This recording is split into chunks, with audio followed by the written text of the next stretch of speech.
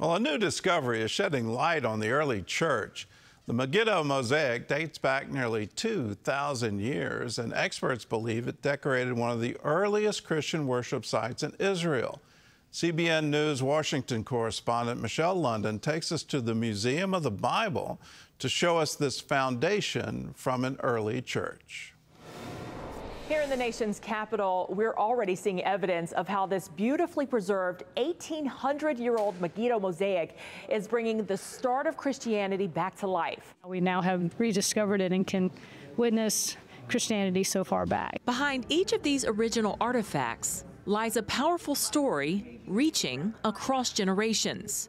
It's kind of crazy, and how they just finally discovered it, which is pretty significant, I think. From teenagers to history teachers.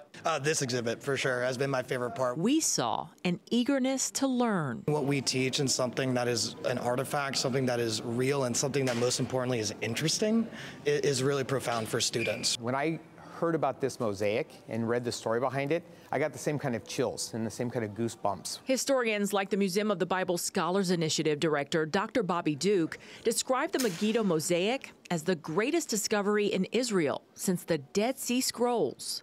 What's something people don't know about this exhibit or may not know? I would say the question we get asked the most often, is it real? It does date back to the 3rd century, AD 230. A period before Christianity became an official religion of the Roman Empire. The Megiddo Mosaic features a table used for communion and a design showing 2 fish, early symbols of Christianity, with handcrafted geometric patterns.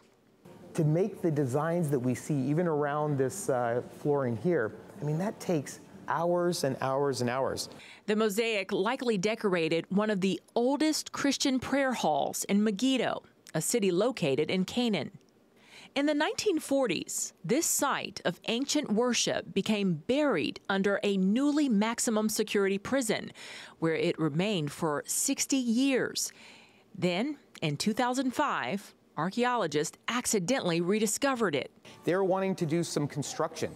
And whenever you do construction in Israel, you have to do a salvage archaeological dig to make sure that you're not constructing over something significant.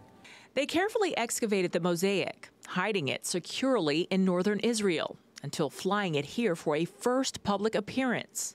Show us some of the exciting features, the inscriptions. So the first one right here is dedicated to a man named Gaianus. Historians say he was a Roman centurion who helped fund the mosaic floor and table, a rare show of unity between Romans and Christians.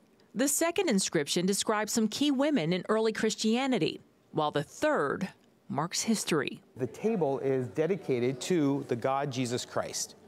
Now, this phrase, God Jesus Christ, is in the 5th line of the inscription, and it is actually in a shortened form, so the letters that have the lines over them, it is actually a respectful way to write those words. Dr. Duke believes these early writings are some of the first to show belief in the deity of Jesus, with this inscription from a Christian woman identified as a Keptis that reads, God Jesus Christ. The Megiddo Mosaic is one he hopes will open up a world of possibilities for future discoveries. I think the thing that excites me the most is we never know what the next excavation is going to show and demonstrate. No one before 2005 would have ever dreamed we would have found something as beautiful and significant as this. So what's around the corner? The Megiddo Mosaic exhibit runs through 2026 at the Museum of the Bible, and admission to it is free. Reporting in Washington, Michelle London, CBN News. Well, the archaeology coming out of Israel these days is absolutely astounding. And here's the key part of that archaeology. There hasn't been a single discovery that disproves the Bible. In fact, all of them echo the Bible and show that the Bible is accurate history, not just of the early church, but also of the nation of Israel, going back to its founding. You look at the archaeology, and it's like 1st, 2nd Kings, written in stone. So it's incredible what's coming out of Israel today. Let's rejoice in it, and rejoice with the Museum of the Bible that is right here in America, and we can easily go and see it for ourselves in Washington, D.C.